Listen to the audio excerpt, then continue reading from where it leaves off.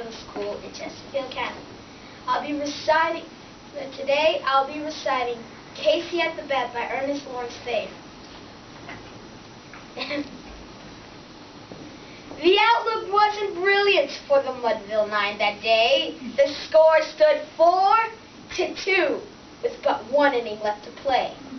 And when Cooney died at first and Barrows did the same, a pale-like silence fell upon the partners of the game.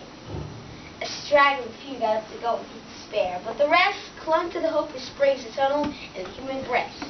They thought, if Casey could get a whack at that, we put up even money now with Casey at the bat. But Flynn preceded Casey, as did also Jimmy Blake, and the former was a hoodoo while the latter was a cake. So upon that stricken multitude grim monarchy sat, for there seemed but little chance of Casey getting to the bat. But Flynn let drive a single to the monument out of them all, and Blake, the much despised, tore the cover off the ball. And when the dust had cleared and men saw what had occurred, there was Jimmy safe at second and Flynn a hug at third. Then from 5,000 throats or more there rose a lusty yell. It rumbled through the valley and rattled in the dell. It pounded upon the mountain and recoiled upon the flat for Casey. Mighty Casey was advancing to the bat. There was ease in Casey's manner as he stepped into his place. There was pride in Casey's bearing and a smile in his face. And when responding to the cheers, he lightly doffed his hat, for no stranger in the crowd could doubt it was Casey at the bat. 10,000 eyes were on him as he rubbed his hands with dirt. 5,000 tongues applauded when he wiped it on his shirt. And while the right-wing pitcher grounded the ball into his hip, defiance flashed in Casey's eye. A sneer curled Casey's lip.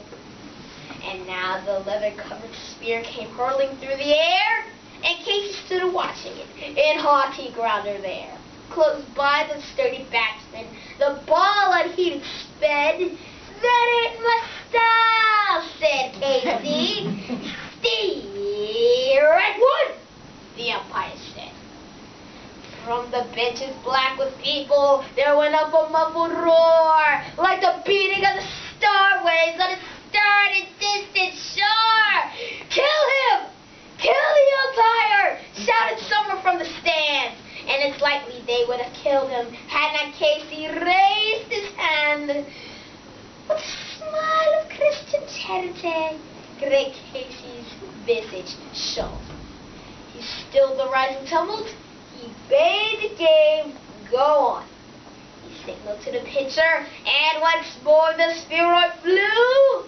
But Casey still ignored it, and the umpire said, "Steer two." "Fraud," cried the mate thousands, and the echo answered, "Fraud!"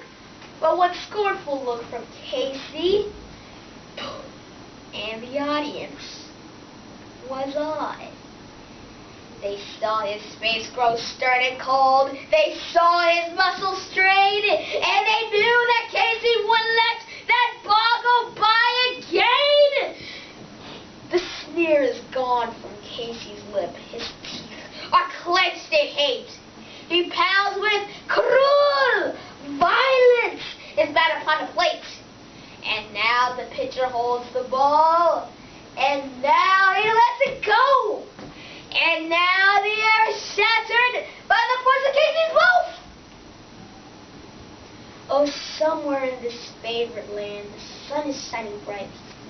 The band is playing somewhere, and somewhere hearts are light. And somewhere men are laughing, and somewhere children shout. But there is no joy in Mudville, because Casey, mighty Casey, has struck out.